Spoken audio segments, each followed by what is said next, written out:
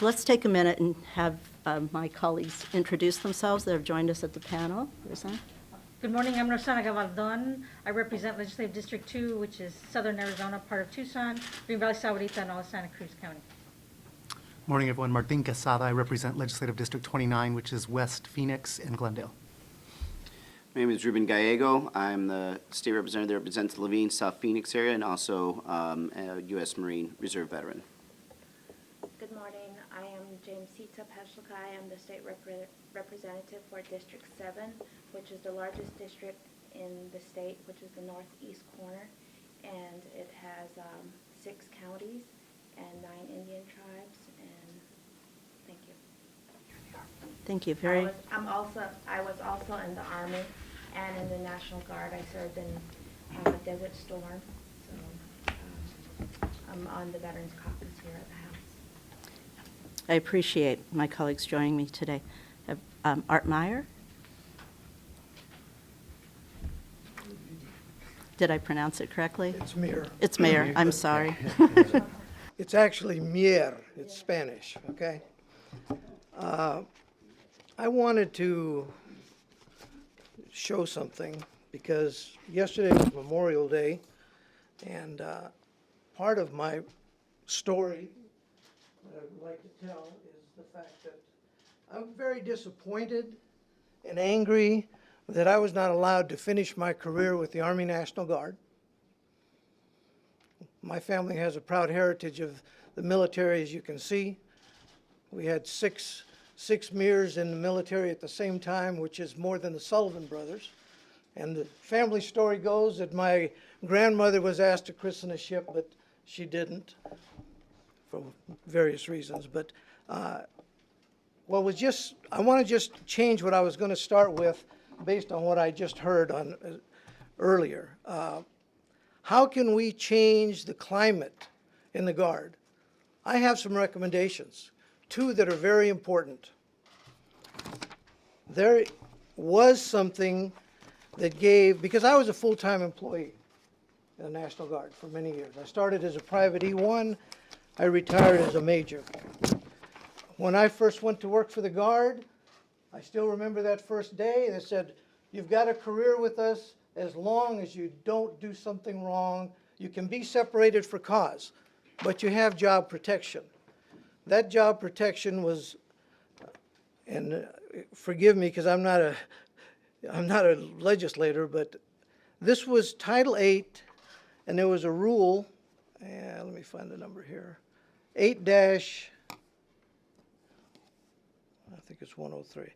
R8-3-102. What it said was, we have in the National Guard 2 categories of employees. You can A, B, what we used to call an M-Day or a part-time soldier. You're there 2 weeks a month. You go to summer camp 2 weeks a year. Those were Category B employees. Category A employees were the full-timers. We had specific guidelines. If you were an enlisted person, you were going to be there until age 60, then get your retirements. The full-time retirement is a civil service employee or state employee, and then you also had your military pay start on that same time. As an officer, I was to go to age 55, regardless of the years of service. But that document that you have there was superseded because of some of the people in the National Guard that decided, hey, when these guys get 20 years, we don't care whether they're full-timers or not. Now, if they're someone who speaks out against us, they're bringing up something that we don't like, we're going to get rid of them. It doesn't matter whether they're going to get their retirement or retirements. I mean, they couldn't take away the military retirement if you had 20 years, but when you're 48 years old and you know you got to wait until age 60, that's kind of a rough thing. You got to go out and find another job. We had job protection there. However, there was some manipulation of legislation done, and this regulation, AZNG 20-3, was presented. And guess what? all of a sudden the category A, the category B, we don't care about that. If you got 20 years, we're going to look at you. If we don't like you, you're out. And oh, we don't have to give details as to why we decided you weren't good enough for retention. I was a logistics officer for the Arizona Army National Guard for several years. I'm the one who sent the troops to Desert Storm and return. I did a lot of neat things. I was invited by the National Guard Bureau to be on the National Logistics Advisory Committee. I helped write policy for the United States. I was a commander for 3 years. I took troops to Italy, to Turkey, and to South Korea. My unit got the, I'm going to just say the best unit in the Arizona Army National Guard award 2 out of 3 years. You would have thought that I'm maybe going somewhere, but I didn't. I had to file an EEO complaint to get a job. That was it for me. From that day forward, I was never allowed to advance militarily. I never was allowed to advance on the civil service side. And ultimately, I was removed from my job, put in a blue-collar job, and released from the Army National Guard. I mean, I had calls from Washington saying, what is going on here? I got letters that were sent to the Adjutant General saying, what's going on? Oh, no. They wanted me to, they even tried to intervene and put me on a tour with them. They were going to pay the bill. I could stay on a tour here in Arizona working for them. But the Arizona Guard said, oh, no, he's too important to us. He's too important to our logistics operation. As soon as they said no, they removed me from that job, put me somewhere else, and then they had their, what they call selective retention board, the operative word being selective, and I was out of the Guard. I tried to do my best to fight it, and it didn't do any good, but this is one of the things that needs to be changed. That legislation there needs to be reenacted, and this regulation done away with. I really don't believe the governor knew what she was signing. There's only a couple of subtle changes, but that's all it takes for someone to now wrestle the authority away to go ahead and get rid of you. Now, I said I had filed an EEO complaint. I filed an EEO complaint to get a management job, and I won the complaint. I was awarded the position, never to go any further, unfortunately, but I still did it. But when you do something like that, then you become a lightning rod for others. And this gentleman brought up the fact that there's a lot of injured parties. I was working a lot with the minorities because annually there's a report that used to be sent to the governor's office. I don't know if it still is or not, but it's supposed to give a picture of how the Guard's doing, what the complexion of the Guard is. Well, it used to say, oh, we're good, we're good, we're good. Well, the way they weren't good. They never were. You had asked that we go from 2010 forward. My data is all older than that, but I will tell you that there's 22 people who were depending on me, and they'll still contact you to let you know what happened to them. And it was an injustice. I will bring up one person. His name is Freddie Kiwis. I was his commander. He had 18 years of service. There's a regulation that says when you reach 18 years, you're going to make 20. That's a guarantee. Well, it didn't mean a thing because someone didn't like Fred Kiwis. They made him lose his job. They said, no, we're not going to extend you. I extended him, which I had the authority to do. They turned around and tore that paperwork up and said, no, he's not going to 20. He's out.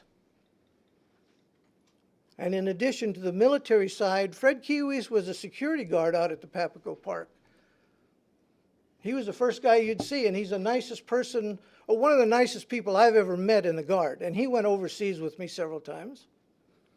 But Fred not only lost his full-time job, he got kicked out of the service and not eligible then to get a retirement.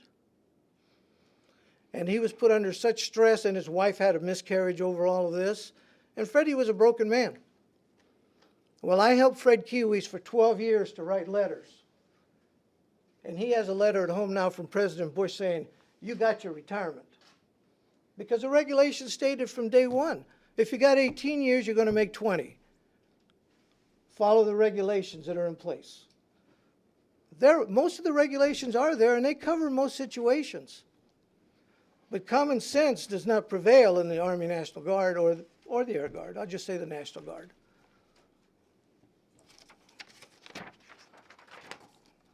If I sound passionate about this, I am, but there's some recommendations to start resolving the problems. The other is the National Guard has a governor's liaison over there. We need to have someone over there that really understands the military. Or have a committee on this side where when things come up, they're going to be looked at outside of that little environment there, a little pond over there. Okay, let's talk about EEO a little bit, because that's kind of where I started out having problems. An organization cannot self-regulate or self-manage. When you file an EEO complaint over there, you go to your counselor, then it goes to the head person. Then where does it go? It goes to the adjutant general. The adjutant general does the performance evaluation for that guy who's running the EEO office. More than likely, that was the person that he handpicked. What I recommend to you is when we have an EEO complaint at the Papago Park, from there it goes either to the National EEOC downtown here or to the state EEOC outside of the Guard. Because believe me, there is a tendency to circle the wagons. I've been fighting my case for many years, and it kind of goes like this. You write to the IG and you put out your case, and it comes back, well, we couldn't validate it. Well, no, they didn't validate it. They didn't even look at the regulation. I have to wait for 2 years each time and then go get the regulations, highlight exactly what it says. Not what somebody on the phone said, but what the regulation says. And that's wrong. That's absolutely wrong. So, Mr. Mayor, we're at your 10 minutes, so That's fine. my question is, do you believe that the problems that you had with the Guard began with the filing of the EEO complaint? Is that the, Some of them did. Others, I was not perceptive enough. I was never involved in them. Once you get involved in something directly, then you have a tendency to examine everything. The problems have been there for years, the nepotism, the cronyism. I just didn't see it. When you get to a certain level, then you start seeing it every day. But, I'm not here today just to represent myself, but there's 22 other people that in this book here. And I will just show you one other thing. I'm just going to pass this. This shows you what the representation of minorities was in the Guard when we did this. Thank you all for listening. thank you for coming down and visiting with us this morning. Any of you have questions?